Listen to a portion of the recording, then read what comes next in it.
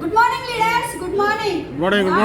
Voice రావట్లేదు ఎందుకంటే ఈ ఎగ్జామ్మెంట్ ఢిల్లీలో చూడాలి. హైదరాబాద్ ఎక్కడ చూస్తుంది అంటే ఢిల్లీలో చూస్తుంది. అవునా కాదా? ఒక్కసారి ఆలోచన చేయండి. వాయిస్ క్లియర్ ఉందా?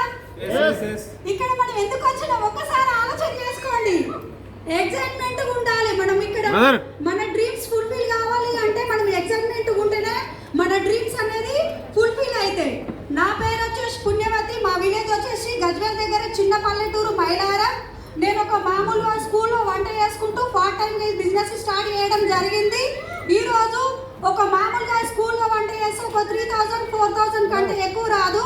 బట్ ఏంటంటే ఇక్కడ నా ఇన్కమ్ వచ్చేసి 63,000.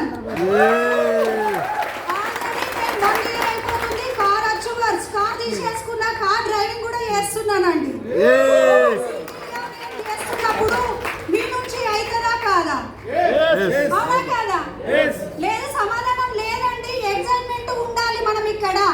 ఎందుకోసం అంటే ఒక స్టడీ చేస్తున్నాం, జాబ్ చేస్తున్నాం. మీ డ్రీమ్స్ అనేది ఫుల్ఫిల్ అయినాయా?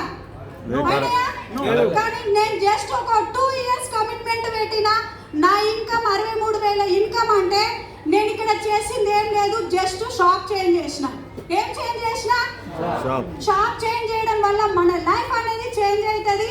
ఒక్కసారి మన జీవితం అనేది ఫస్ట్ ఆఫ్ ఆల్ మనం నమ్మి వచ్చిన వాళ్ళకి మన జీవితం చేంజ్ అయినప్పుడు వాళ్ళ జీవితం కూడా చేంజ్ చేయాలనేది గోల్ అనేది మనలో ఉండాలి. అవునా కదా? ఇక్కడ చేయాల్సింది ఏం లేదండి. అవమాన పడండి. ఎగతాళి చేసే వాళ్ళు మన వీపు వెనకాలనే ఉంటారు. అవునా కదా?